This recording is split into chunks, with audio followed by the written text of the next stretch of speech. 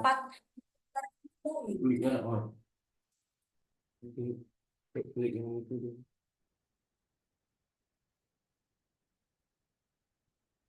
Pertama-tama marilah kita panjatkan puji syukur atas kehadiran Allah Subhanahu wa taala karena atas limpahan rahmatnya kita dapat menyelenggarakan kembali webinar program studi jurnalistik Islam yang kedua dengan tema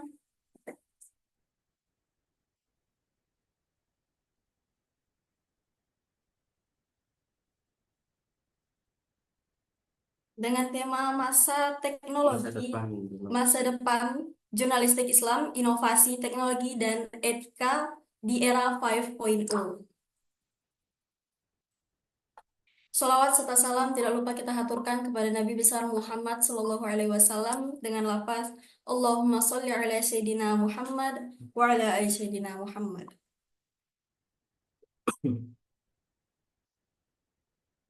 Baik, izinkan saya sebagai pembawa acara untuk membacakan susunan webinar kita pada pagi hari ini. Acara yang utama yaitu kata sambutan sekaligus pembukaan yang akan disampaikan oleh Kepala Program Studi Jurnalistik Islam, Bapak Adenofia Maulana MSc. Kepada Bapak disilakan.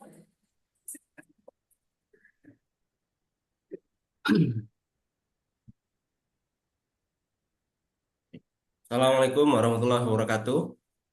Waalaikumsalam Waalaikumsalam warahmatullahi wabarakatuh. Yang terhormat Waalaikumsalam warahmatullahi kami wabarakatuh. muliakan wabarakatuh. Lukman Hakim yang pada hari ini sebagai narasumber dan sekaligus beliau juga sebagai Ketua Program Studi Jurnalistik Islam di YIN Kediri.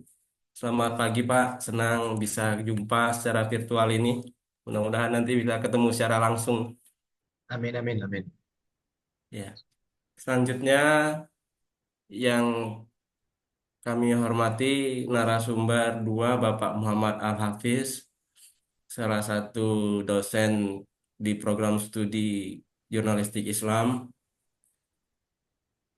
Selamat pagi Pak Hafiz. Pak Ade. Ya.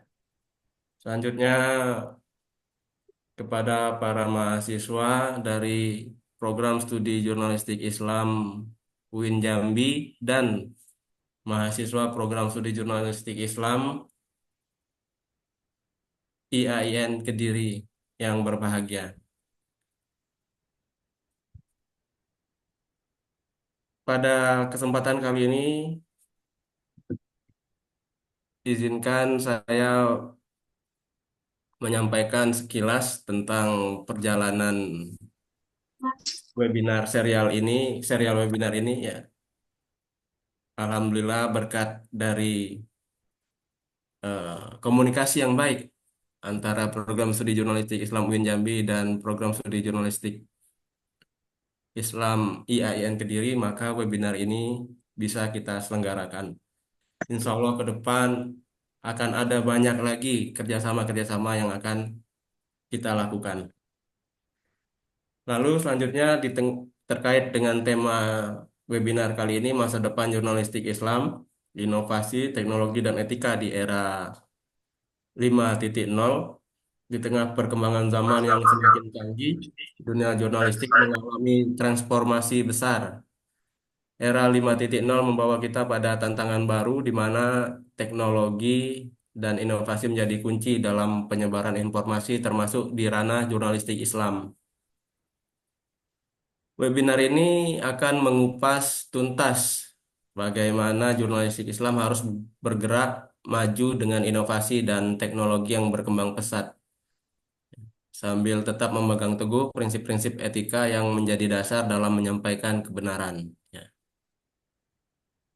Nah, narasumber kita yang ahli di bidang jurnalistik Islam, media, dan komunikasi ini ya, akan berbagi wawasan dan pengalaman mereka tentang tantangan dan peluang di era 5.0, serta bagaimana kita bisa menyikapinya sebagai komunitas muslim yang peduli pada kemajuan dan integritas jurnalistik. Oleh sebab itu, kepada para peserta webinar, kami harapkan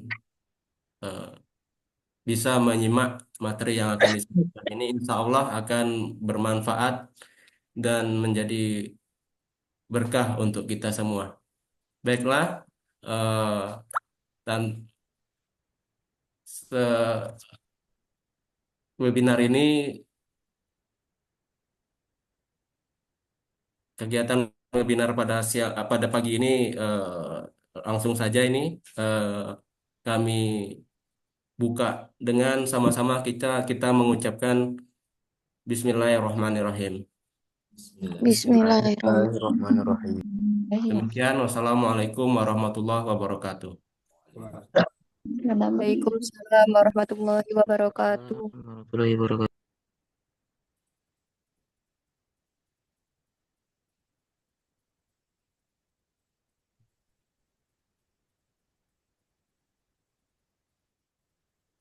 Baik, terima kasih kepada Bapak Ade Novian Maulana yang telah memberikan kata sambutan sekaligus membuka acara webinar kita pada pagi hari ini. Memasuki acara selanjutnya, yaitu pembacaan doa yang akan dipimpin oleh Saudara Rizfai Janu Akbar Bisri. Kepada saudara disilakan. Assalamualaikum warahmatullahi wabarakatuh. Waalaikumsalam warahmatullahi wabarakatuh. Warahmatullahi wabarakatuh. A'udzu billahi minasyaitonir rajim. Bismillahirrahmanirrahim. Allahumma shalli ala sayyidina Muhammad wa ala ali sayyidina Muhammad wa sallim radhiyallahu ta'ala an kulli sahabati Rasulillah ajma'in. Hamda syakirin, hamda na'imin, hamda yu'afi ni'amahu kafi mazida. Ya Rabbana lakal hamdu kama yanbaghi li jalali wajhikal karimi wa 'azimi sultanik. Allahumma inna nas'aluka salamatan fid din wa 'afiyatan fil jasad wa ziyadatan fil ilmi wa barakatan fil rizki wa taubatan qoblal maut wa rahmatan indal maut wa maghfiratan ba'dal maut. Allahumma hawin alaina fi sakaratil maut wan najata minan nari wal afwa inda hisab. Allahumma arinal haqqa haqqa warzuqna ittiba'ah wa arinal batila batila warzuqna ijtinabah. Rabbana dhalamna anfusana wa illam taghfir lana wa tarhamna lanakunanna minal khasirin. Rabbana atina fid dunya hasanah wa fil akhirati hasanah wa qina adzabannar.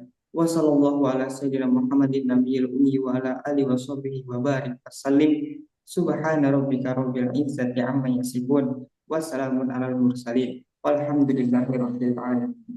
Wassalamualaikum warahmatullahi wabarakatuh. Waalaikumsalam. Waalaikumsalam warahmatullahi wabarakatuh.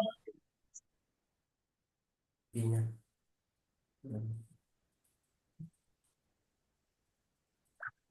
Terima kasih kepada saudara.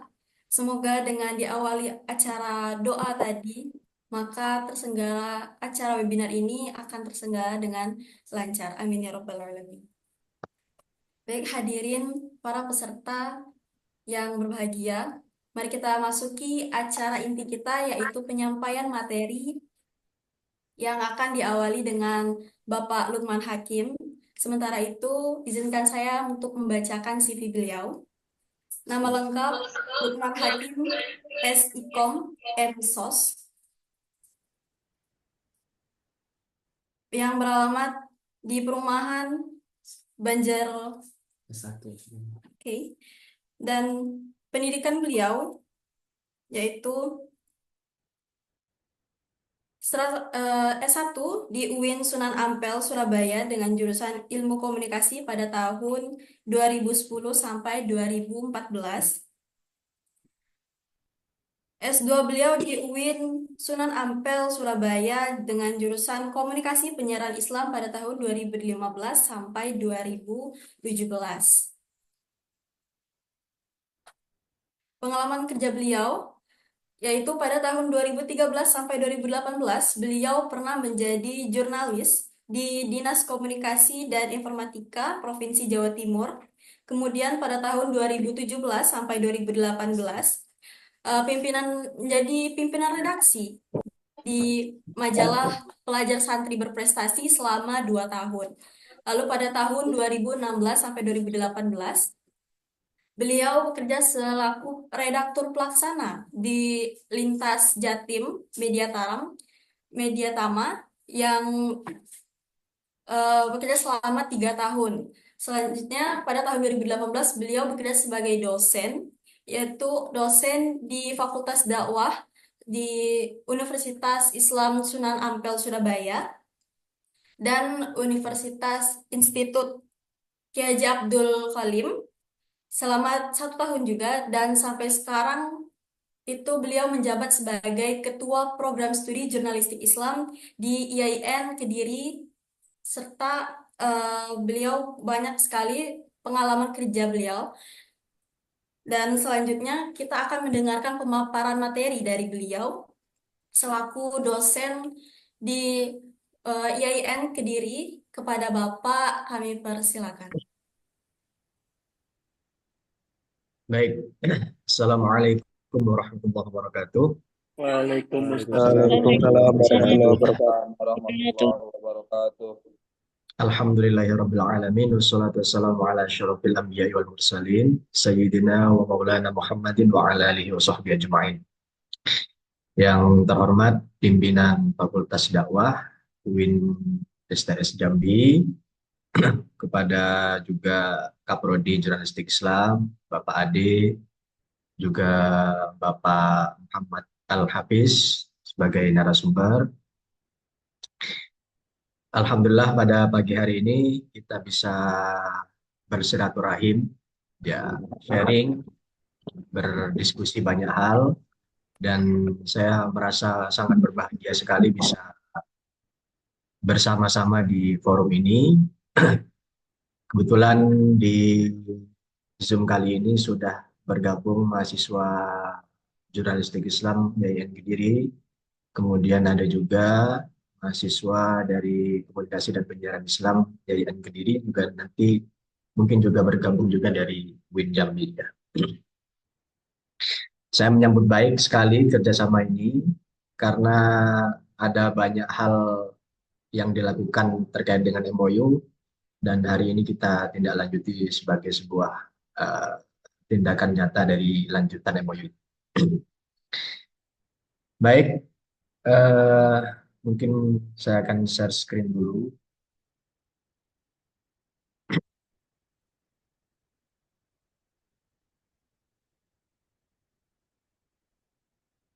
Sudah terlihat ya? Sudah, Pak. Sudah. Baik teman-teman sekalian, karena ini diskusi saya kira santai saja, karena tidak dalam rangka menggurui ataupun kuliah yang agak serius, kita anggap ini sebagai sebuah sharing santai. Pertama yang ingin saya sampaikan adalah bahwa masa depan jurnalistik di era saat ini, di era artificial intelligence ini mengalami tantangan serius ya.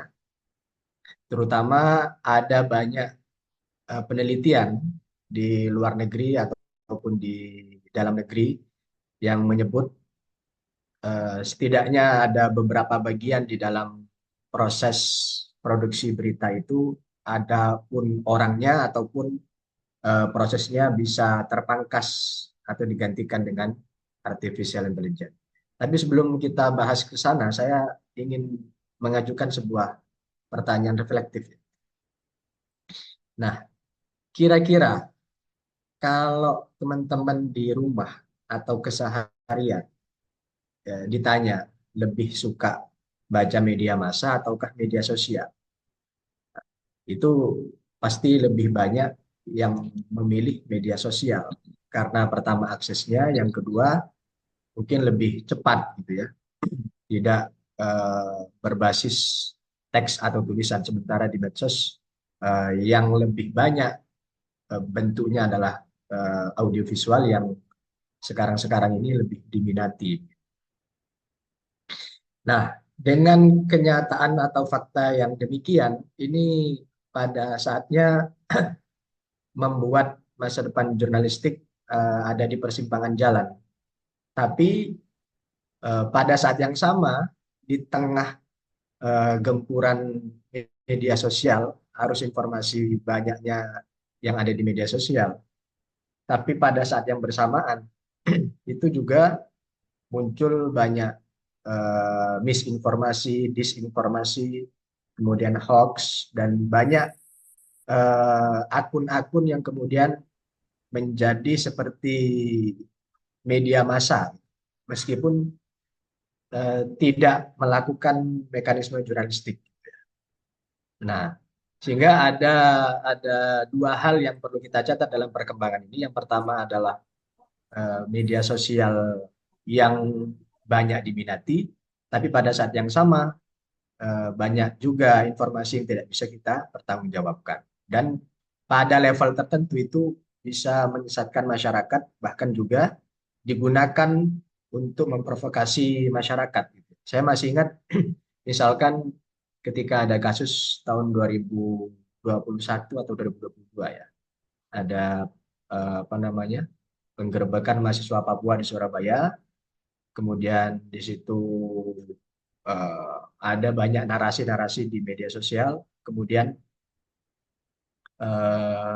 protes itu datang dari mahasiswa Papua atau mahasiswa Timur tidak hanya di Surabaya tapi di Semarang, di Jogja, di kota-kota besar di Indonesia. Dan itu tidak hanya demonstrasi tapi juga disertai dengan tindakan-tindakan anarkis. Dan itu diawali oleh provokasi di media sosial. Sehingga pertanyaan saya tentang bagaimana masa depan jurnalistik itu akan banyak hal yang bisa kita jawab atau kompleks jawabannya, tergantung kita akan memahami jurnalistik dan era tantangan kita di artificial intelligence dan media sosial ke depan. Baik, kita lanjut. Di slide kedua ini sudah terganti ya, sudah kelihatan? Atau masih di slide pertama? Pak. Sudah ya? Sudah. Oke. Ya, kita mulai dari data inilah ya. Data bahwa karena ada 77% populasi di Indonesia ini yang menyebut bahwa masyarakatnya sudah terakses ke internet, dan itu menjadi sebuah indikator yang menyatakan bahwa sangat dekat sekali dari 77% itu yang kemudian sudah terbiasa menggunakan AI. Dan ya di umur 17 sampai 25 tahun, 26 sampai 35 tahun yang paling banyak mengakses internet juga, AI sebagai sebuah teknologi yang dianggap mempermudah pekerjaan kita. Nah, ini adalah beberapa daftar yang sering dipakai: ChatGPT, CopyAI, Luminar, Oracle, dan berbagai AI yang sudah paling banyak kita gunakan. Di level mahasiswa ada OpenAI, Playground, ChatGPT 3 dan 4, ada Gemini, Willbot, dan banyak hal.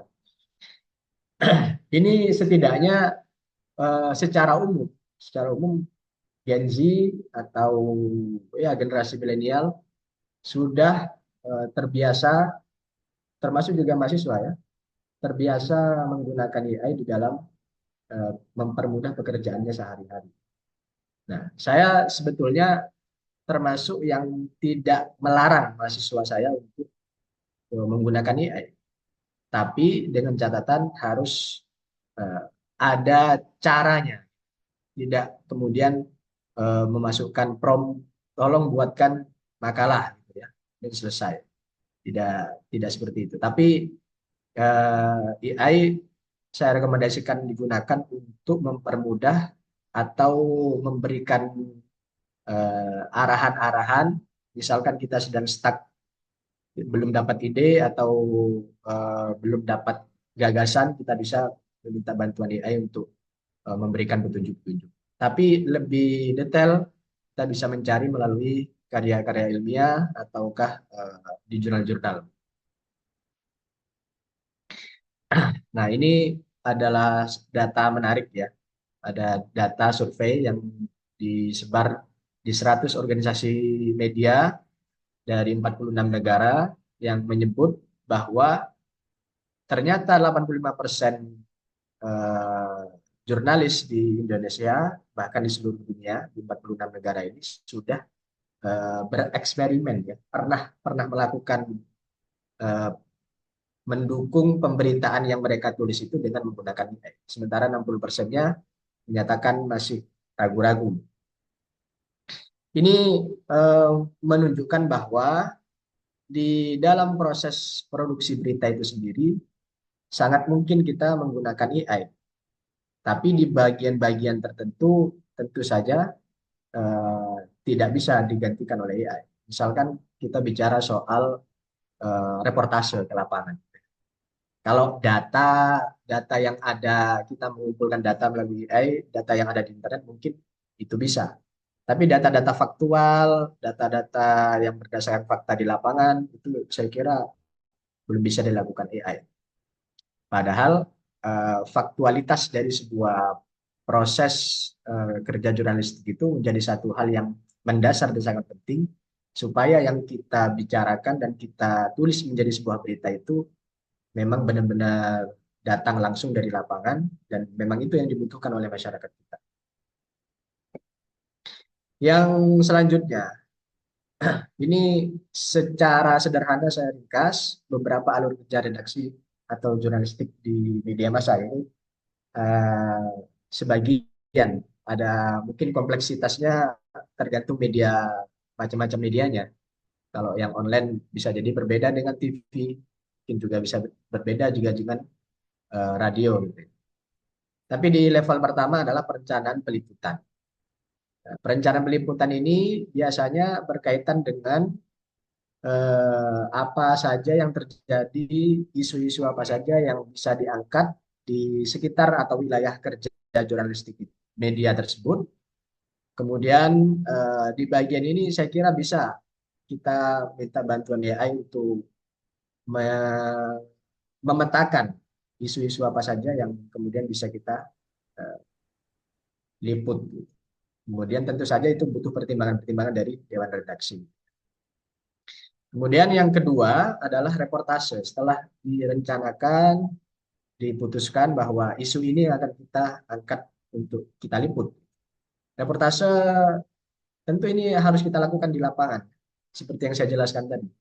Agak sulit kalau kita mengandalkan AI yang database-nya itu diambil dari internet. Sementara kita jurnalistik bekerja berdasarkan data-data faktual di lapangan. Kemudian di level editing dan proofreading, ini saya kira ada banyak aplikasi AI yang bisa kita gunakan untuk merapikan, ya, dalam tanda kutip merapikan. Tapi hasil kerja reportase baik itu wawancara, kemudian observasi dan riset, itu kemudian kita sendiri atau manusia sendiri atau reporternya sendiri yang kemudian dan menjadikan sebuah berita yang menarik. Tapi editing ini bisa dilakukan secara cepat melalui AI, bisa kita minta bantunya AI, terutama mendeteksi kata-kata yang kurang baik, kemudian bagaimana susunan kata yang enak dibaca. Kemudian di level desain grafis, layouting, dan upload, ini saya kira juga banyak aplikasi AI yang bisa kita gunakan. Meskipun kadang-kadang kalau prompt-nya nggak sesuai, ini nggak bakal memenuhi ekspektasi kita. Kita kepengennya agak kompleks, warnanya seperti apa, dan desainnya itu mewakili ide yang seperti apa, itu tidak bisa diakomodir sepenuhnya oleh AI. Nah, sehingga di beberapa diskusi saya dengan wartawan-wartawan atau teman-teman yang di desain grafis, beberapa hal memang bisa dikerjakan oleh desain grafis, tapi finishing dan apa namanya pengakomodiran dari ide-ide tentang grafis itu kemudian bisa disempurnakan oleh teman-teman desain grafis sendiri. Termasuk misalkan yang dilakukan, kita lihat cover-cover majalah Tempo yang saya kira itu untuk ide yang cemerlang untuk apa ya merepresentasikan isi dari majalah itu sendiri. Dan saya kira itu beberapa part menggunakan AI, tapi untuk mewakili atau representasi dari ide keseluruhan dari isi cover itu sendiri butuh finishing dan butuh ide dari desain grafisnya. Kemudian di publikasi, saya kira ini bisa juga digantikan oleh AI. Dan yang terakhir adalah evaluasi. Saya kira di beberapa bagian bisa juga melalui AI, tapi secara umum ini pada umumnya hanya bisa dilakukan oleh manusia.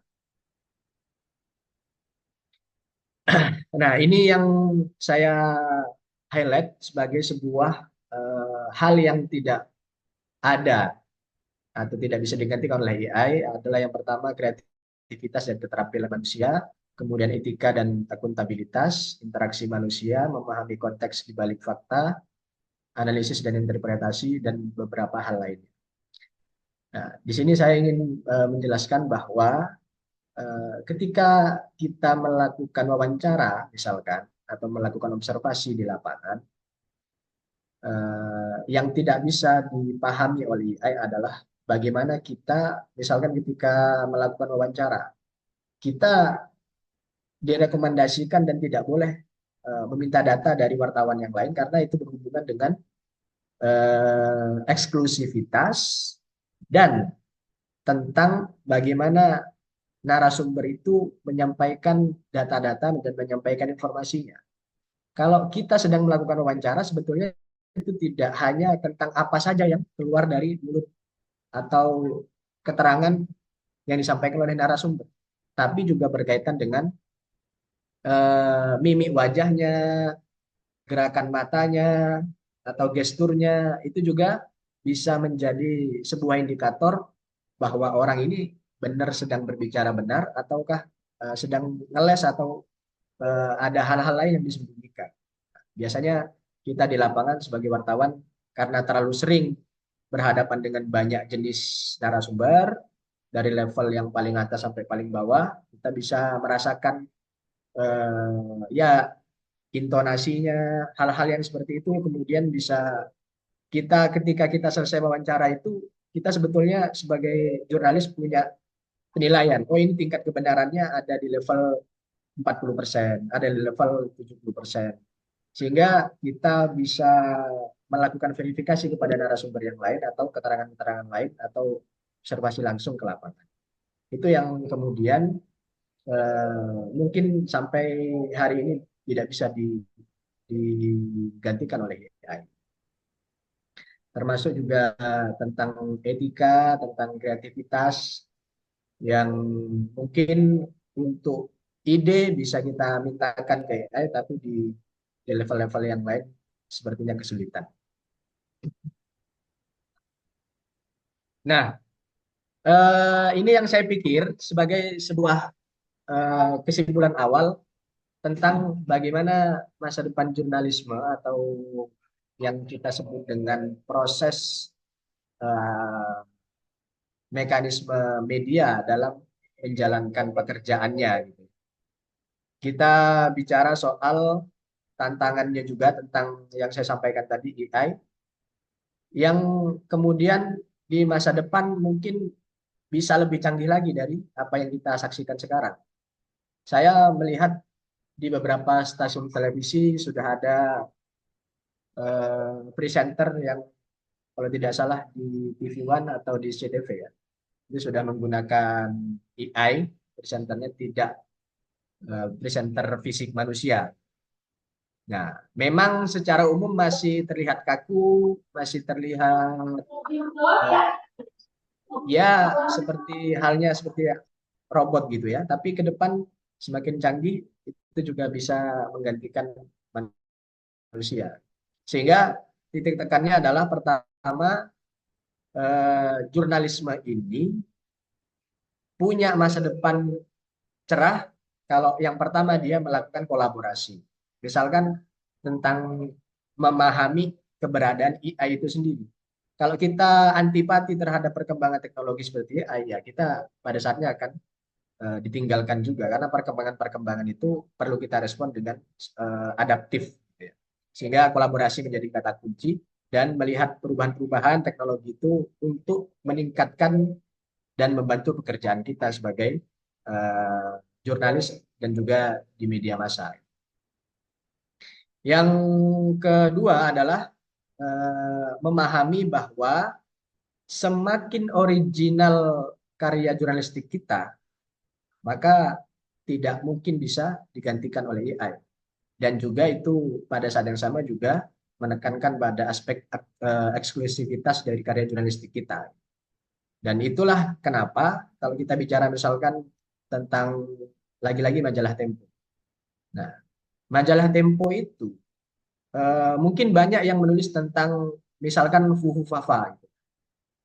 Ini akunnya banyak hal yang ditulis oleh media massa. Tapi yang bisa kemudian bisa sangat mendalam, kemudian menerapkan standar jurnalisme investigasi dan bisa sangat mendalam, itu saya kira tidak banyak yang bisa melakukan. Dan Tempo berhasil merawat tradisi itu sampai hari ini. Nah, itu yang kemudian orang mungkin meninggalkan media cetaknya. Tapi majalah Tempo sampai hari ini dia bertransformasi ke majalah digital, majalah online, dan sampai hari ini termasuk yang paling banyak juga yang membeli. Karena yang dibeli sebetulnya adalah eksklusivitas itu tentang kedalaman berita yang mereka laporkan. Nah, ya, sehingga semakin dia original dan eksklusif, maka tetap akan banyak orang yang akan membaca. Tapi kita tidak berbicara soal seberapa banyak orang yang membaca juga. Karena jurnalisme itu bekerja untuk kebenaran, bukan seberapa banyak orang yang akan membacanya. Jadi meskipun sedikit yang membaca, tapi kalau dia memang benar-benar menulis dan menerapkan prinsip jurnalistik yang baik dan tepat, saya kira pada saatnya akan juga banyak yang membaca. Nah, yang terakhir adalah soal integritas dan kepercayaan. Nah, tadi di awal saya bicara soal media sosial, pengaruhnya sedikit menggoyangkan atau berpengaruh terhadap eksistensi dari jurnalisme kita atau media massa kita. Tapi saya sampai hari ini percaya bahwa ketika jurnalisme itu menjaga integritas dan kepercayaan, insya Allah atau ya tidak akan bisa tergantikan gitu ya. Karena kita melihat banyak sisi-sisi negatif yang ada lalu lintas informasi di media sosial kita itu yang tidak bisa dipertanggungjawabkan. Dan begitu juga dengan cara kerja buzzer, cara kerja netizen yang saya pernah tahu, cara kerja buzzer itu dia punya semacam aplikasi gitu ya. Aplikasi itu tinggal pencet aja satu tombol, dia akan menyebarluaskan satu berita atau satu hashtag yang kemudian bisa viral mengarahkan hashtag yang organik yang dilakukan oleh masyarakat. Ya, misalkan kemarin ada ini peringatan darurat, itu kan kita anggap sebagai gerakan organik dari masyarakat. Jadi pada saat yang sama yang kontra terhadap isu itu membuat juga isu-isu untuk menandingi hal itu yang kemudian kita identifikasi sebagai sebuah pekerjaan buzzer. Nah, itu yang kemudian tidak pernah terjadi di dalam media massa kita yang menjalankan mekanisme jurnalistik dengan tepat. Nah, yang terakhir adalah tentang bagaimana dengan jurnalistik Islam. Nah, ya saya sampai hari ini masih percaya bahwa jurnalistik Islam itu punya masa depan yang cerah. Karena ada banyak pertanyaan gitu ya. Apa bedanya jurnalistik Islam dengan jurnalistik pada umumnya? Jurnalistik Islam juga bekerja pada kebenaran. Jurnalistik pada umumnya juga begitu. Jurnalistik Islam juga bicara soal itu. Ada 9 prinsip jurnalistik Bilqovak, itu juga kita ada juga di jurnalistik Islam. Lalu apa bedanya? Secara sederhana mungkin bisa saya jelaskan begini ya. Jadi jurnalistik Islam, media Islam itu sudah banyak penelitiannya oleh Janet Steele di Asia Tenggara, kemudian ada di wilayah Timur Tengah, yang kemudian sampai hari ini juga sebetulnya mencari bentuk pas bagaimana sebetulnya media Islam itu mencari bentuknya untuk idealnya itu kayak apa. Di satu sisi dia tetap memegang teguh idealismenya sebagai yang mengambil nilai-nilai Islam dalam proses jurnalistiknya, tapi di sisi yang lain dia harus juga bisa diterima oleh tidak hanya kalangan Islam tapi juga pada masyarakat umumnya. Sehingga saya sering menjelaskan bahwa itulah titik kelebihan dari jurnalistik Islam. Apa? Ya, nilai-nilai itu diajarkan sekaligus diperintahkan dari titik berangkatnya adalah keimanan atau nilai-nilai Islam itu sendiri. Jadi misalkan ada seorang wartawan, misalkan seorang jurnalis yang dia memahami bahwa pekerjaannya itu adalah bagian dari perintah agama, yang misalkan dia bicara soal dia harus jujur, dia harus berpihak pada masyarakat tertindas, mustadafin, kemudian dia juga bicara soal kebenaran misalkan. Itu titik mikotnya atau titik berangkatnya itu berasal dari perintah Tuhan. Nah, itu yang berbeda dengan jurnalistik pada umumnya yang berangkat dari profesionalitas. Jadi berangkat dari keimanan dan berangkat dari profesionalitas itu dua hal yang berbeda. Bisa jadi orang tidak bisa jadi profesionalitas seseorang itu akan goyang ketika bertemu dengan cobaan-cobaan. Tapi kalau dia didasarkan oleh perintah agama bahwa dia meliput sebuah kejadian, bahwa dia meliput melakukan pekerjaan jurnalistiknya berdasarkan itu bagian dari perintah agama, saya kira itu bisa menjaga dia untuk tidak melakukan misalkan praktek-praktek suap ataukah berpihak pada kepentingan tertentu dan sebagainya. Sehingga ini menjadi satu kelebihan yang kemudian sangat prospektif karena segmentasi masyarakat Islam di Indonesia ini cukup baik, yang memang ada keraguan-raguan, ada pesimisme di antara pekerja media ataukah para akademisi jurnalistik Islam yang melihat program-program televisi atau tulisan-tulisan di media massa Islam itu tidak cukup menggambarkan bagaimana seharusnya konten berita itu ditulis atau diproduksi. Tapi saya meyakini semakin kita mempelajari ini dan di masa depan ini saya kira bisa kita rumuskan bersama, dan acara hari ini adalah bagian dari upaya memperkuat bangunan dari epistemologi keilmuan jurnalistik Islam ini. Demikian, terima kasih kepada teman-teman semua. Kita lanjut ke sesi diskusi nanti. Assalamualaikum warahmatullahi wabarakatuh.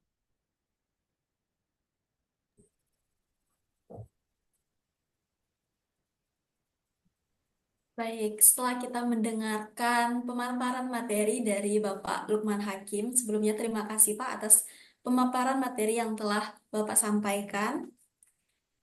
Jadi beberapa hal yang mungkin terjadi pada saat ini yaitu kita berada di dalam era yaitu era 5.0, di mana banyak pekerjaan yang mungkin dipermudah, disederhanakan oleh sistem AI.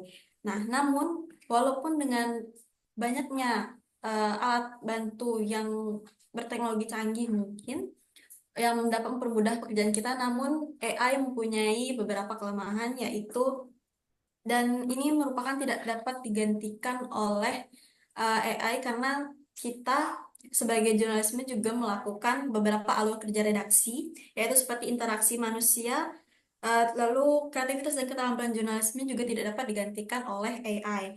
Serta banyak hal yang masih harus diverifikasi oleh jurnalis sehingga tidak dapat digantikan oleh AI. Nah, setelah pemaparan materi dari Bapak Lukman Hakim tadi, kita buka sesi diskusi bagi teman-teman peserta yang ingin bertanya atau menanggapi pemaparan materi dari Bapak Lukman yang telah disampaikan tadi, pada peserta dipersilahkan.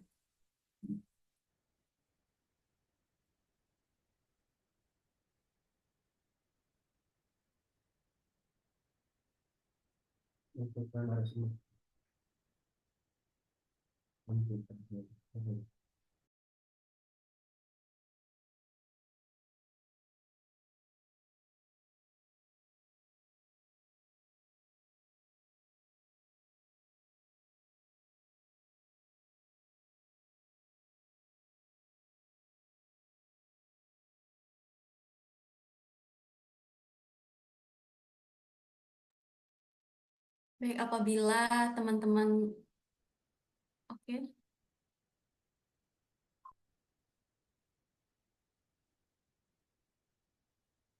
Saudara Ilham Dwi Pratama, apa ingin bertanya? Ya, moderator, saya mau tanya, moderator. Oke, dipersilahkan.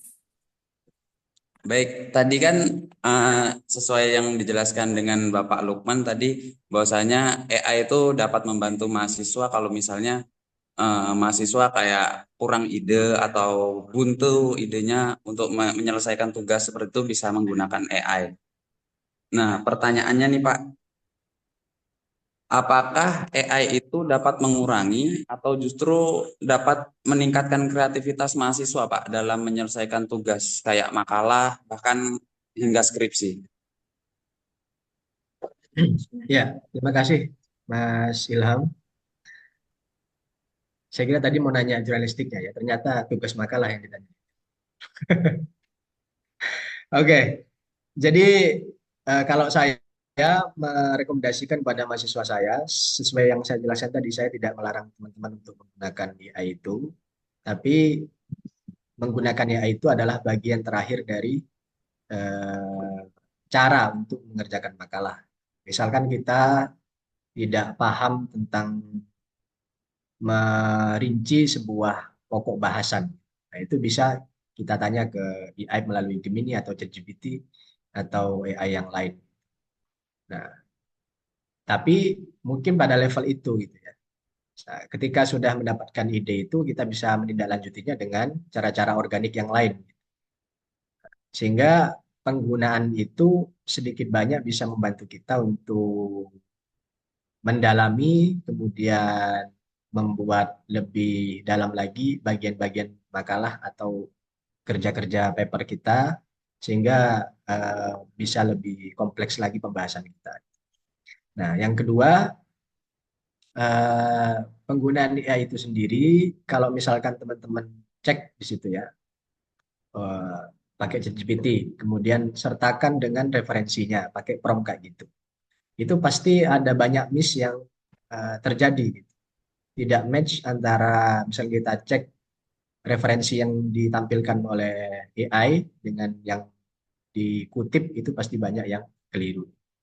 Atau teman-teman pasti kemudian pernah eh, mencari tentang sebuah tempat lokasi pariwisatanya di mana gitu. Itu banyak hal yang miss juga. Sehingga memang AI membantu tapi di beberapa part itu perlu kita cross check juga. Sehingga AI pada level sekarang ini saya pikir belum terlalu bisa mengakomodir seluruhnya yang kita perlukan untuk memudahkan pekerjaan kita, tapi setidaknya bisa membantu gitu ya. Yang keliru kalau misalkan itu tadi, tolong buatkan makalah tugasnya Pak Muhammad Al-Hafiz gitu ya. Itu keliru semua nanti itu. Atau ya kita sebagai dosen ya atau pengajar sudah bisa mendeteksi sebetulnya, meskipun bisa kita cek secara organik di Turnitin karena ada pengecekan AI-nya. Tapi secara umum kita sudah terbiasa melihat hasil AI itu kayak apa, kalimat-kalimatnya kayak gimana, yang itu pasti berbeda dengan apa yang ditulis secara organik oleh teman-teman. Demikian.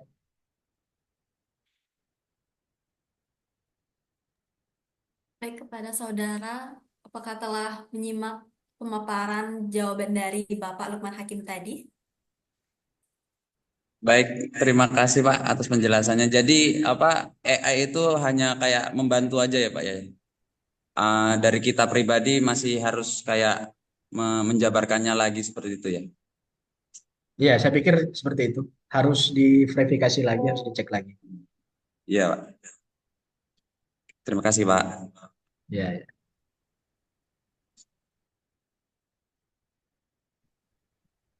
Baik, selanjutnya ada saudara Dedi Akrianto. Pada saudara, silakan untuk menyampaikan pertanyaannya kepada Bapak Lukman. Baik, terima kasih kepada moderator. Eh, Saya ingin bertanya kepada Bapak Lukman mengenai AI.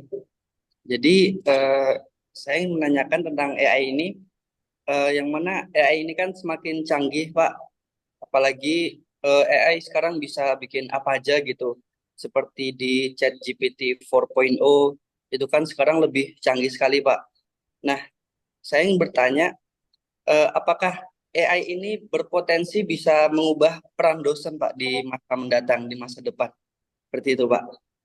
Terima kasih, Pak. Peran peran dosen. Iya, Pak.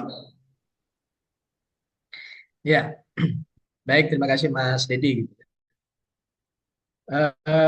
Apakah AI yang akan berkembang dan akan canggih ke depannya ini bisa menggantikan peran dosen, peran jurnalis, atau peran-peran yang lain? Kita misalnya tadi pertanyaan tentang dosen. Kita ini sebagai dosen eh, punya banyak tugas ya, terutama kalau kita sebut di Dharma perguruan tinggi ada pengajaran, penelitian, dan pengabdian. Nah, misalkan di pengajaran, kalau AI disuruh ngajar, kira-kira bisa apa enggak? Itu pertanyaan yang pertama, secara fisik. Yang kedua, kita pernah kemarin ada di masa pandemi, kuliah itu ada banyak kelemahan-kelemahan juga. Kita dosen menjelaskan, kemudian mahasiswanya tidur gitu ya, karena dimatikan kameranya. Ada banyak kelemahan-kelemahan. Kemudian juga melakukan penelitian gitu. Itu apakah bisa melakukan observasi di lapangan dan beberapa mekanisme penelitian yang lain, saya kira juga akan kesulitan, termasuk juga apalagi pengabdian pada masyarakat. Nah, atau sederhananya begini, kita kalau ngajar di kelas itu kan akan sangat tergantung terhadap personal mahasiswa-mahasiswanya. Bisa jadi mahasiswa tertentu kita pakai pendekatan yang persuasi, yang lain mungkin butuh ketegasan. Nah, itu tidak bisa diakomodir oleh AI. Sehingga sampai hari ini ya metode pedagogik, metode-metode pengajaran yang lain di kelas yang itu membutuhkan manusia real, itu saya kira sampai hari ini belum bisa digantikan oleh AI. Bahwa AI itu bisa membantu, saya kira iya. Kemudian misalkan dosennya sedang ada tugas atau sedang ada acara, kemudian digantikan oleh AI melalui online, saya kira juga bisa. Tapi sampai hari ini eh, masih banyak tugas-tugas itu yang belum bisa dilakukan atau digantikan oleh AI. Tapi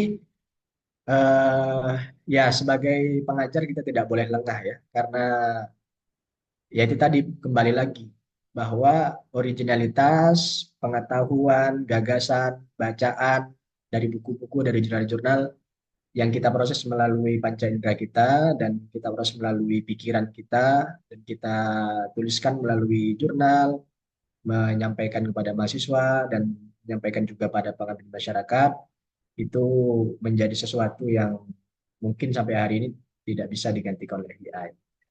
Sehingga originalitas dan eksklusivitas itulah yang menjadi titik tumpu bagaimana kita berdiri dan bersanding dengan teknologi AI. Saya kira demikian. Baik, Pak. Terima kasih, Pak. Jawaban Bapak bisa saya pahami. Terima kasih. Ya. Terima kasih, moderator. Baik, terima kasih kembali dan terima kasih kepada Pak Lukman Hakim yang telah menjawab pertanyaan dari para peserta.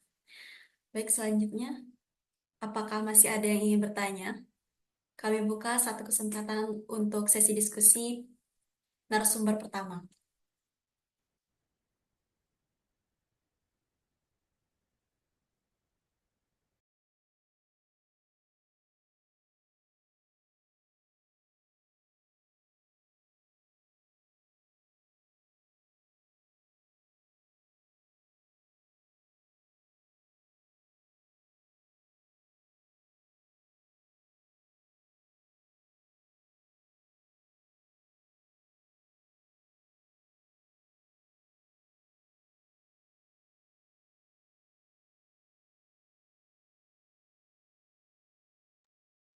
Kepada Saudari Dina Rusiana yang ingin bertanya kepada Bapak Lukman Hakim, kami persilakan.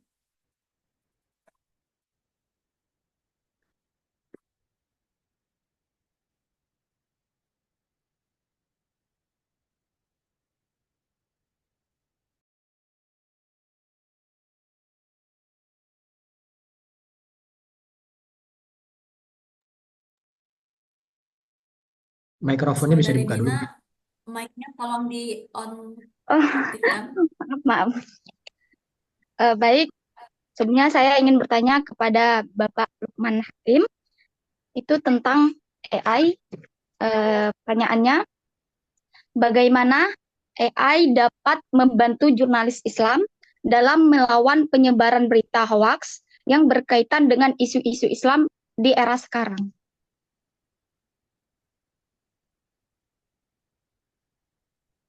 Baik, terima kasih. Pertanyaannya bagus sekali dari Mbak Dina. Yang pertama, media-media Islam ini tidak banyak ya di Indonesia ini. Eh, Terbatas. Padahal segmentasinya atau setidaknya kalau kita ingin bertanya, sebetulnya orang-orang atau masyarakat yang menginginkan konten-konten atau pemberitaan atau kemudian program televisi yang Islami, saya kira banyak juga peminat atau ada satu media yang fokus di situ. Tadi pertanyaan tentang bagaimana AI berperan untuk Beban. mengatasi atau menanggulangi hoax gitu ya. Nah, sekarang udah banyak cek fakta, cek fakta Tempo, cek fakta Aji, cek fakta Kominfo, dan ada bahkan sekarang hampir semua media itu sudah punya website atau aplikasi cek fakta sendiri-sendiri ya. Sehingga yang paling penting di era sekarang ini adalah sikap skeptis kita terhadap apa yang kita dengar dan apa yang kita baca di media sosial atau media massa kita. Nah, semakin kita skeptis atau memberikan jarak ragu-ragu terhadap apa yang kita baca dan kita dengarkan, yang kita tonton, itu akan semakin baik. Karena dengan begitu kita akan membaca juga pembanding-pembanding informasi dari media-media yang lain. Nah, celakanya adalah ketika kita membaca media online misalkan, eh, kemudian kita selesai membaca satu berita, itu kita anggap itu sebuah atau proses yang sudah selesai dengan membaca satu berita.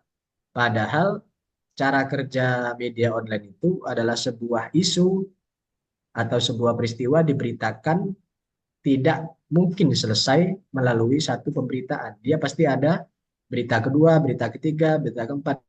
Praktis rata-rata satu isu itu bisa kalau misalkan biasa, isu biasa ya, tidak viral. Kalau viral itu bisa berhari-hari. Kayak pelantikan presiden ini kan terus, kabinet ini akan terus sampai sampai 2 bulan atau 3 bulan bisa pemberitaannya. Dan itu part-partnya itu tidak sampai ratusan berita kalau tentang menteri-menteri. Tapi misalkan tentang satu peristiwa di daerah Jambi misalkan, itu tidak akan selesai satu berita. Itu bisa 8 berita, 10 berita, semakin banyak pihak yang terlibat, kemudian semakin berkembang isunya, makin banyak juga. Sehingga membaca satu berita ini tidak menyelesaikan atau pengetahuan kita hanya 10% gitu. Kalau kita mau selesai membaca atau mengetahui sebuah peristiwa secara utuh komprehensif, ya kita harus baca semuanya, perkembangan berita kedua, berita ketiga, berita keempat, bukan hanya di di satu media, tapi juga media-media yang lain supaya kita mendapatkan informasi yang berimbang. Nah, itulah kemudian yang menjadi hal yang perlu kita tradisikan tentang cek fakta, kemudian cek di media massa sudah muncul nggak beritanya, kemudian cek lagi di media massa yang lain dengan double check atau mekanisme verifikasi seperti itu, kita akan lebih dalam lagi atau lebih komprehensif lagi dalam memahami sebuah peristiwa itu. Sehingga tidak malas untuk membaca berita-berita berikut. Saya kira itu Mbak Dina. Oke. Makasih Bapak atas jawaban.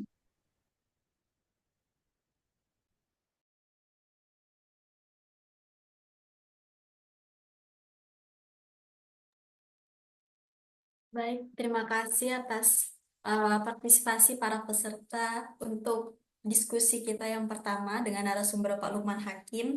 Terima kasih kepada Bapak Lukman Hakim selaku narasumber kita yang tadi telah memaparkan materi tentang masa depan jurnalistik di era AI saat ini ya. Selanjutnya kita akan mendengarkan dan menyimak pemateri dari narasumber kedua yaitu dosen Jurnalistik Islam Bapak Muhammad Al-Hafiz MIKOM.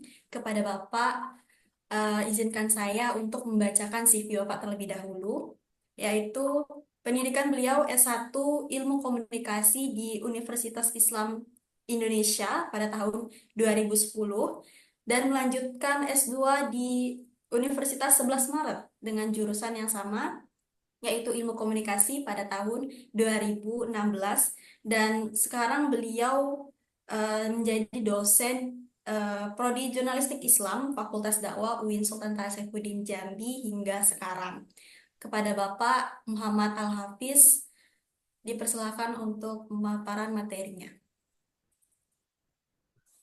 Ya, terima kasih atas kesempatan yang diberikan oleh moderator. Yang saya hormati Bapak Ilham ya dari YIN Kediri, dan saya hormati Ketua Prodi ya Jurnalistik Islam UIN Sultan Tasefuddin Jambi.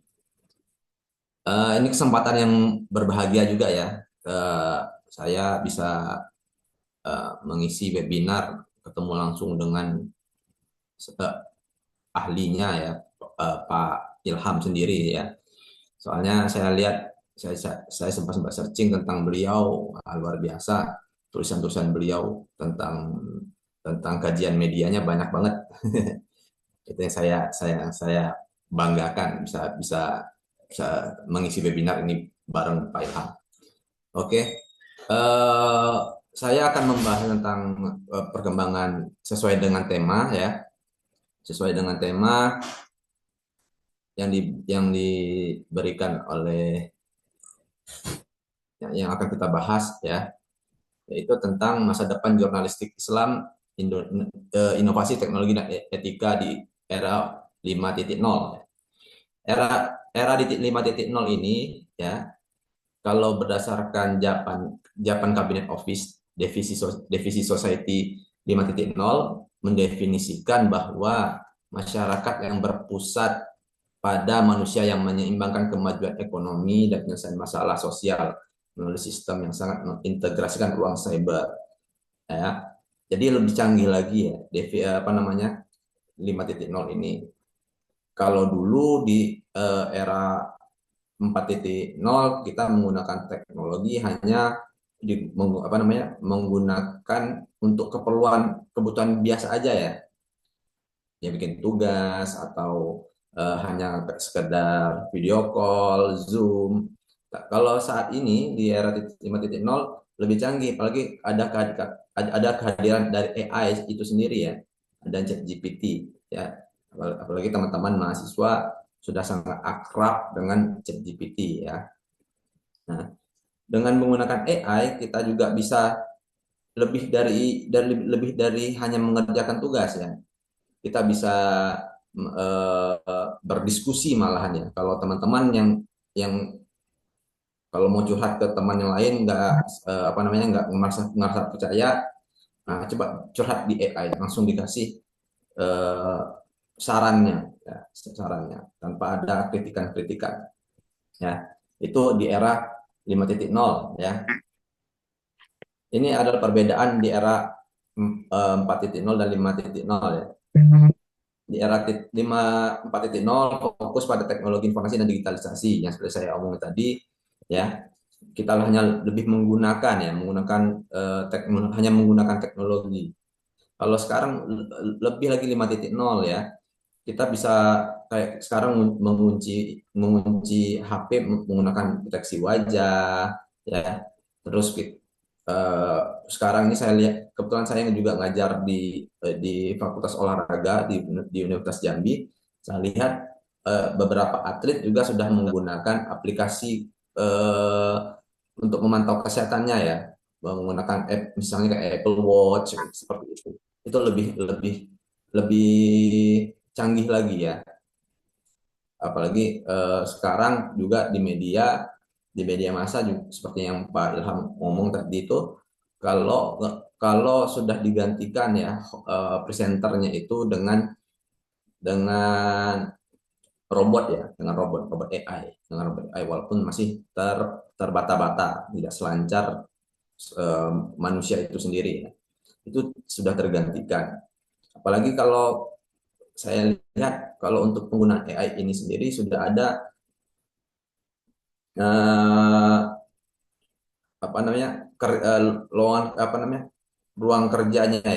ruang kerjanya sehingga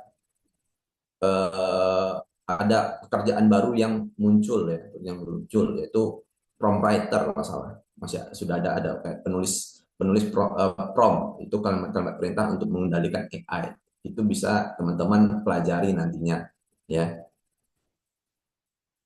Tantangan di jurnalistik saat ini ya, di era 5.0 saya memetakan tuh ada 3 ya. Pertama, kecepatan informasi, yang kedua jurnalisme cloning, yang ketiga berita hoax ya, berita hoax.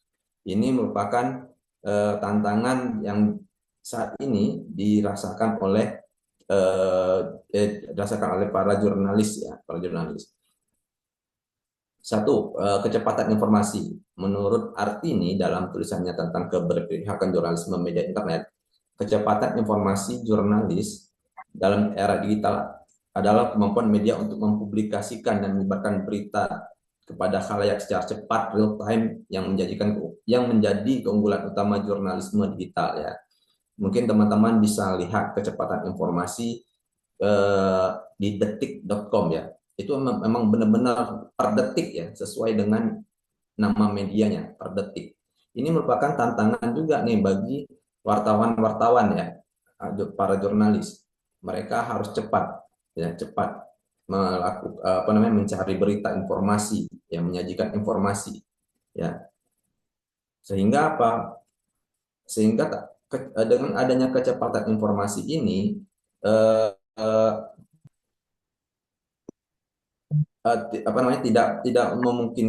tidak dipungkiri para jurnalis melakukan atau menggunakan AI itu sendiri ya.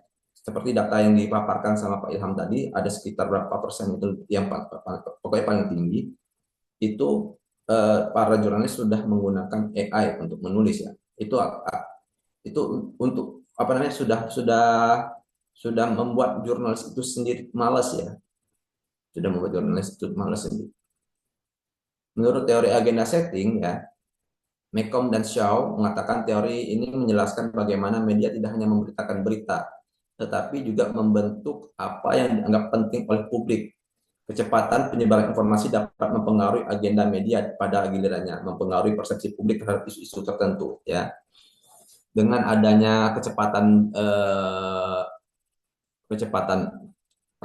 pemberitaan ya, itu kalau dulu menurut saya cara agenda setting ini dari media mempengaruhi agenda dari publik. Kalau sekarang enggak, saya lihat kebanyakan media malah terpengaruh oleh agenda dari media sosial ya. Agenda dari media sosial, apa yang viral di media sosial itu diangkat jadi berita ya. Diangkat jadi berita oleh media massa. Itu berputar ya, berputar harusnya, sehingga nanti baru mempengaruhi publik itu sendiri ya, mempengaruhi publik itu ya. Yang kedua, jurnalisme cloning ya. Saya mengambil gambarnya ini Naruto biar akrab sama teman-teman ya. Jurnalisme cloning atau jurnalisme kopas, copy paste ya. Nah, kegiatan jurnalisme cloning ini menurut Tri Yulianti merupakan aktivitas di mana jurnalis melakukan pertukaran sumber berita dalam proses produksi karya jurnalistik. Saya sempat juga ngobrol dengan beberapa wartawan yang ya, teman-teman saya wartawan. Kegiatan jurnalisme cloning ini biasanya terjadi misalnya wartawan ini nggak sempat, tetapi disuruh untuk memberitakan pemberitaan, nggak sempat datang dia. Ya, jadi dia minta file mentahnya kepada temannya. Nah, jurnalisme cloning ini bisa juga kita lihat di era 5.0 ini ya, apalagi data-data digital itu sangatlah banyak ya, sangatlah banyak, sehingga ada beberapa media yang tidak terdata oleh Dewan Pers itu yang teknik jurnalistiknya hampir sama ya. Ya, teknik jurnalistik yang sama itu mengikuti gaya-gaya penulisan jurnalistik, sehingga mereka kesannya kayak media nasional ya, jadi terdata di Dewan Pers, sehingga masyarakat akhirnya kalau tertarik dengan media-media yang lain atau kegiatan jurnalisme cloning itu sangat apa namanya marak di kegiatan jurnalis di lapangan. Ya, ini jenis-jenis jurnalisme cloning menurut Lestari ya. Yang satu self plagiarism, mengunggah karya jurnalistik yang sama di lebih dari satu media tanpa perubahan atau mengubah sedikit tapi tetap sama intinya ya. Itu self plagiarism. Ada patch writing, mengubah kata-kata dari sumber lain tetapi tetap mencantumkan sumber atau mengutip banyak kata tanpa menyebutkan asalnya. Ada excessive aggregation, mengklaim karya orang lain sebagai milik sendiri tanpa mencantumkan sumber atau menggabungkan karya orang lain dan mengakuinya sebagai karya pribadi. Yang keempat, adiatif, mengambil ide atau konsep dari jurnalis lain tanpa memberi kredit dan menganggapnya sebagai milik sendiri. Ini merupakan jenis-jenis jurnalisme cloning ya. Nah, ini mungkin teman-teman yang mengikuti Zoom ini sangat-sangat dekat ya dengan tindakan-tindakan jurnalisme cloning ini ya. Ya, soalnya saya lihat kalau di perkuliahan kegiatan ini nih emang sudah biasa ya kegiatan jurnalisme cloning ini ya, yang kayak self plagiarism, mengunggah karya jurnalistik yang sama di lebih satu media ya. Nanti saya di bawah saya paparkan tentang contoh jurnalisme cloning ya.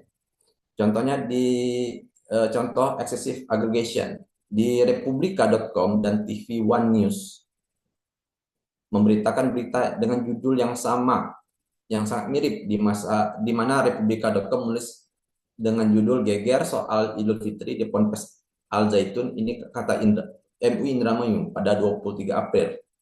Sementara TV One News mengeluarkan judulnya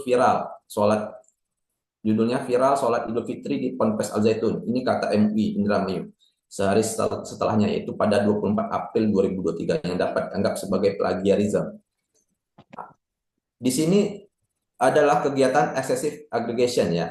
Excessive aggregation itu seperti yang saya jelaskan tadi, mengklaim karya online sebagai milik sendiri ya. Ada kesamaan gitu ya. Saya nggak tahu ini mana yang plagiat ya, yang memplagiati itu saya nggak tahu. Tetapi ada kesamaan di situ. Nah, inilah fenomena seperti inilah yang marak di media online pada saat ini ya. Mungkin juga ini menjadi dikarenakan tuntutan kecepatan informasi tadi ya.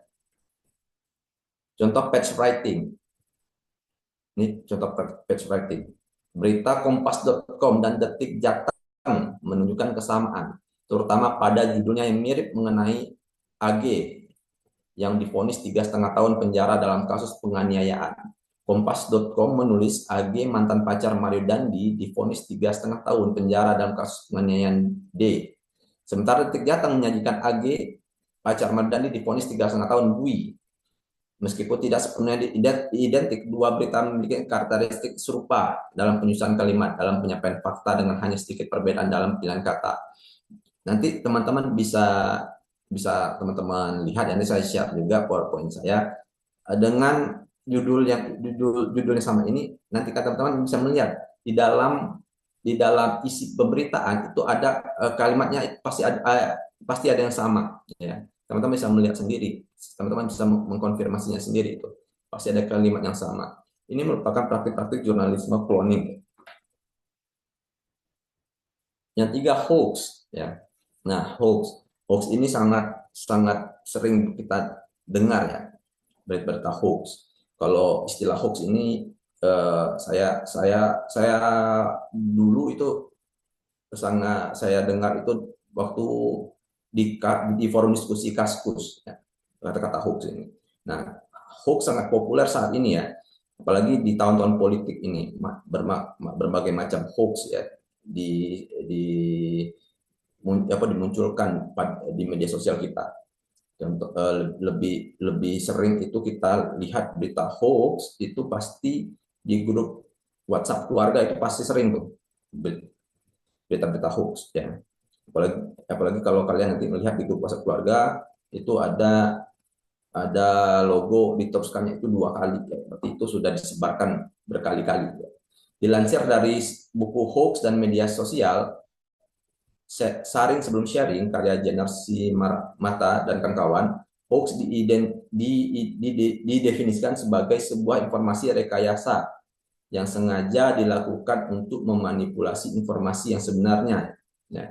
Jadi menutup fakta-fakta yang ada, dan mengaburkan fakta yang ada, berita-berita hoax ini ya. Contoh kayak dulu waktu COVID itu banyak juga berita-berita hoax ya, tentang vaksin. Kita ketika COVID masih belum jelas nih vaksinnya ini benar atau enggak ya. Ada yang bilang menurunkan imun bla bla bla bla bla bla, itu banyak banget ya. Itulah berita hoax ya. Contoh hoax ya. Nih, unggahan di Instagram viral dengan gambar tangkapan layar artikel. Meta ungkap ada ribuan akun palsu asal Cina yang ingin kacaukan pemilu 2024 yang seolah-olah terjadi di Indonesia. Namun artikel itu sebenarnya diposting oleh tekno.rmol.id pada 2 Desember 2023 dan menyebutkan bahwa ribuan akun palsu dari Cina itu terkait dengan pemilu dari 2024 di Amerika Serikat, bukan di Indonesia ya. Ini merupakan salah satu berita hoax ya. Berita hoax. Apalagi sentimental masyarakat Indonesia dengan apa namanya etnis Tionghoa ya, etnis Cina, itu sangat sentimen ya, sehingga dengan mudah orang-orang terpengaruh oleh berita-berita hoax ini. Di berita di pembahasan tentang hoax ya, itu dibahas di literasi digital biasanya. Ada 2 poin tentang berita hoax ini yang harus teman-teman pahami. Yang pertama, misinformasi dan disinformasi. Ini dua hal yang berbeda tetapi satu tujuan ya. Kayak misinformasi ini informasi palsu yang diyakini orang, informasi palsu ya, yang diyakini orang orang tersebut yakin ini benar nih informasi palsunya nih, terus di-share lagi ke orang lain ya. Yang bahayanya itu di grup WhatsApp keluarga ya. Biasanya orang-orang tua itu ya, orang-orang tua kita ya dapat informasi langsung di-share ke grup WhatsApp. Nah, itu diyakini lagi tuh sama orang tua, mungkin tante kita atau om kita, pak adik kita. Nah, itu di-share lagi. Mereka sama-sama meyakini ya. Yang lebih jahat disinformasi. Disinformasi ini biasanya dilakukan oleh buzzer. Ini berita palsu ya, atau orang-orang yang membuat berita hoax. Dia tahu nih berita palsu, dia share lagi ke yang lain ya, di share. Akhirnya saking banyak di share, orang-orang percaya ya, akan mengacaukan dan memberi ketakutan kepada publik ya. 7 macam disinformasi. Nanti teman-teman bisa lihat contohnya ya di internet ya. Satir, parodi biasanya itu mereka membuat berita-berita yang tujuannya hanya untuk lelucon tetapi menyinggung. Nah, itu salah satu 7 macam disinformasi ya. Yang kedua, konten menyesatkan atau misleading ya. Konten menyesatkan atau misleading ini akan memberi pengaruh ke khalayak publik ya, dan dengan memberi informasi-informasi yang menyesatkan. Yang ketiga, konten asli tapi palsu ya. Dia kayak konten asli ya, ada logonya, ada stempelnya ya, misalnya gitu kan. Tetapi itu palsu, hampir-hampir mirip ya. Biasanya kalau untuk konten asli tapi palsu ini sangat-sangat mudah kita buat sendiri ya, tanpa menggunakan kayak Photoshop ya, pokoknya alat-alat edit ya, sangat mudah dibuat, diproduksi. Kita tinggal hanya menggunakan Google ya, dengan tools-tools yang ada di Google, nanti kita bisa mengubah konten tersebut. Ada konten fabrikasi ya. Konten fabrikasi itu menyerupai ya, diolah ulang. Mungkin kontennya di tahun 2010 ya, diulang lagi dengan tujuan yang berbeda, mengacaukan ya. Ada konten yang tidak nyambung. Nah, kontennya tidak nyambung ini bisa teman-teman lihat di media online TV One News. Nah, itu sering banget konten tidak nyambung antara judul, isi, foto. Nah, itu nggak nyambung itu. Ya. Konten yang dimanipulasi. Nah, dimanipulasi hampir sama dengan fabrikasi ya, isinya, tetapi konten ini dibuat ulang dan dibuat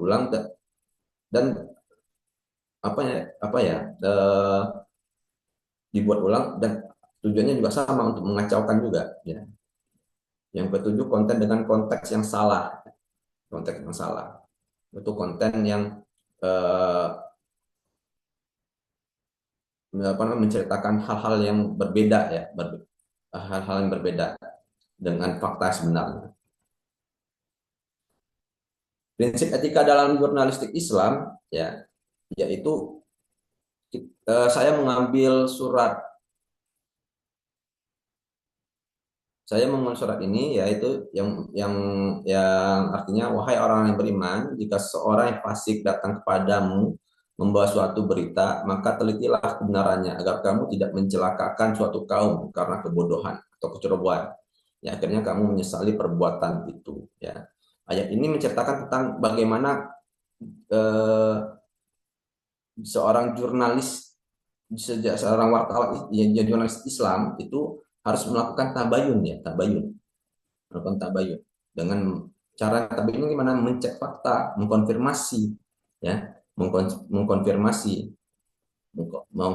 lagi berita yang ada ya, Mungkin dengan tools yang sederhana ya, dengan tools sederhana bisa teman-teman mengecek menggunakan eh, perangkat-perangkat dari Google ya, misalnya Google Lens, ya, itu bisa tuh teman-teman. Atau teman-teman bisa melihat eh, dengan dengan mata mata kita sendiri ya, dengan secara fakta ya. Teman-teman bisa nanti melihat di misalnya berita palsunya itu berada apa namanya disebarkan di media sosial. Teman-teman bisa melihat itu di URL-nya ya, di URL-nya, URL media sosial itu. Apakah URL ini merupakan punya medianya yang asli atau enggak? Teman-teman bisa lihat di situ. Jadi kalau URL ini tidak bisa diubah ya, tidak bisa diubah. Ketika kita membuat akun itu kita mempunyai URL sendiri, mempunyai ciri khas URL sendiri, ada kodenya ya, ada kodenya. Terus kita bisa juga melakukan melihat sumbernya. Kalau di media sosial itu centang biru atau enggak ya. Sekarang sekarang tuh kalau centang biru bisa dibeli ya, bisa berlangganan. Nah, teman-teman bisa ngecek juga itu, bisa ngecek juga melakukan apakah ini centang biru beli atau enggak ya, nyewa atau enggak ya. Yang nyewa itu kan per bulannya sekitar 100 berapa puluh ribu gitu. Itu teman-teman bisa melihat sendiri tuh ya, melihat sendiri melalui media sosial. Misalnya contoh kayak Instagram, bisa kita lihat sendiri itu apakah ini medianya centang biru asli atau berlangganan ya, seperti itu. Oke, terima kasih buat teman-teman. Mungkin hanya itu aja yang saya dapat sampaikan. Saya kembalikan ke moderator. Baik, terima kasih kepada Bapak Muhammad Al-Hafiz MIKOM selaku narasumber kita yang kedua, dan Bapak telah menjelaskan materi tentang jurnalisme di era Society 5.0, di mana jurnalisme ini itu terdapat kecepatan informasi yang dipengaruhi atau mempengaruhi agenda media. Dan jurnalisme ini namun sekarang telah dipengaruhi oleh media sosial dan apa-apa yang sedang tren pada saat itu. Lalu jurnalisme cloning yang merupakan aktivitas di mana jurnalis itu melakukan pertukaran informasi. Lalu dan pada saat ini banyak terjadi hoax, yaitu sebuah informasi rekayasa yang sengaja dilakukan untuk memanipulasi informasi yang sebenarnya. Dalam sesi ini kita buka sesi diskusi untuk narasumber yang kedua. Kepada teman-teman peserta yang ingin bertanya, kami persilakan.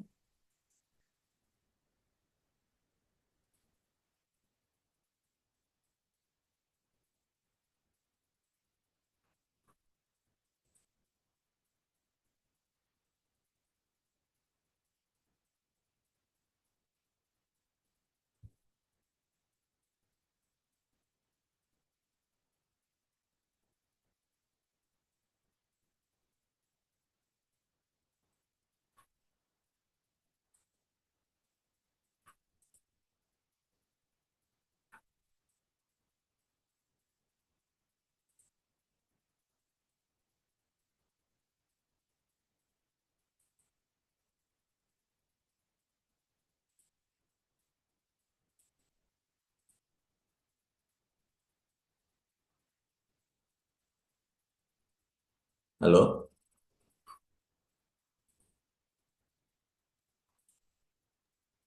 Kepada izin Pak, ada teman kita yang ingin bertanya kepada saudari Dina Rusiana, dipersilakan. Baik, sebelumnya Sinyalnya jelek. saya ingin bertanya kepada Bapak Hafiz.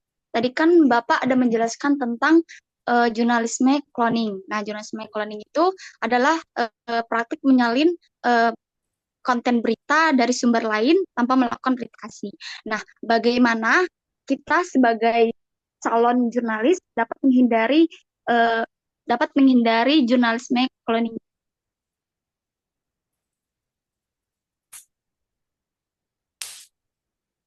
Oh, bagaimana seorang jurnalis untuk menghindari jurnalisme cloning ya? Praktik jurnalisme cloning. Gitu ya? Iya, Untuk menghindari jurnalisme cloning ya? Oke, untuk menghindari jurnalisme cloning ya. Jadi kita itu ya, praktik jurnalisme cloning ini biasanya nih wartawan yang males biasanya itu, pemales. Wartawan yang males. Jadi ketika ke lapangan nggak sempat, tapi kita dituntut untuk memberitakan itu, kadang-kadang tuh praktiknya minta ke teman ya, minta ke teman. Nah, hal-hal seperti itu harus kita hindari. Kita kita nggak boleh, misalnya karena ada urusan lain ya, urusan lain kita nggak ke lapangan seperti itu. Kayak terus dengan adanya teknologi kayak AI, halo, apa masih dengar suara saya? masih Pak.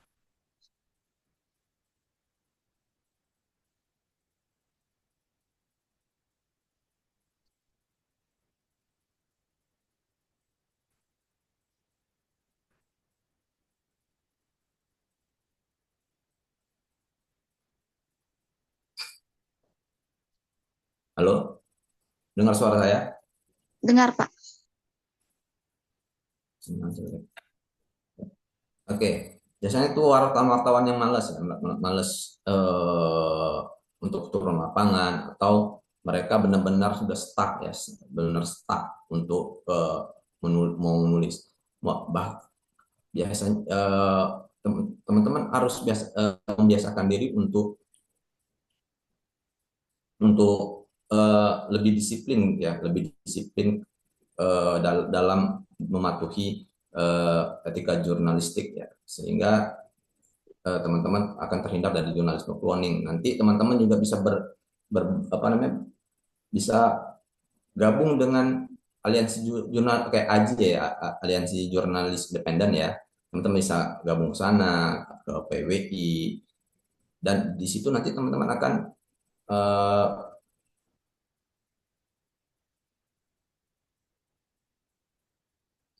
di situ nanti teman-teman akan eh, sharing ilmu ya, sharing-sharing,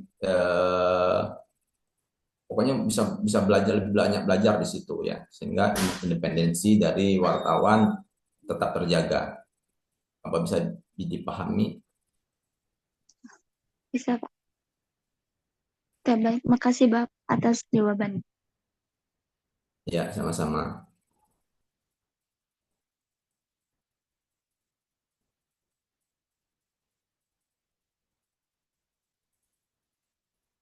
Baik, terima kasih juga kepada Bapak Muhammad Alam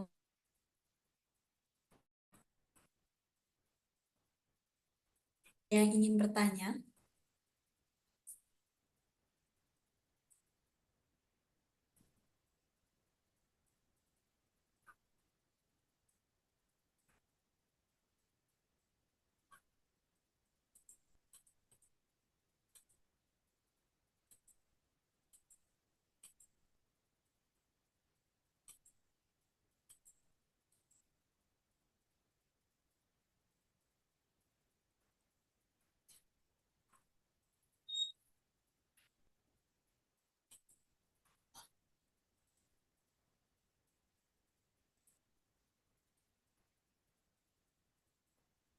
Bagaimana teman-teman?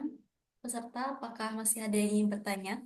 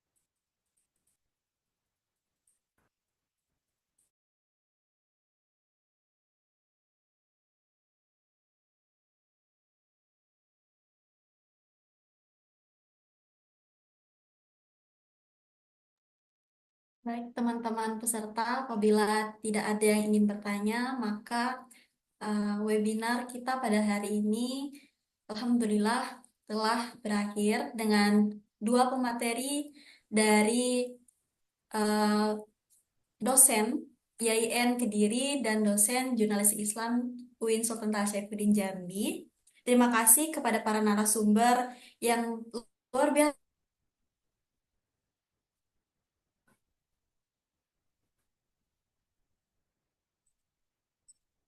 Islam, inovasi, teknologi, dan etika di era 5.0.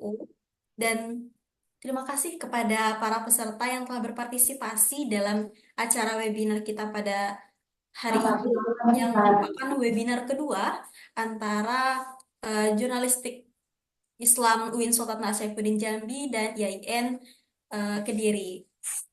Dan saya selaku pembawa acara mohon maaf atas segala kekurangan, serta mohon maaf atas salah kata. Saya tutup, pamit undur diri. Wassalamualaikum warahmatullahi wabarakatuh.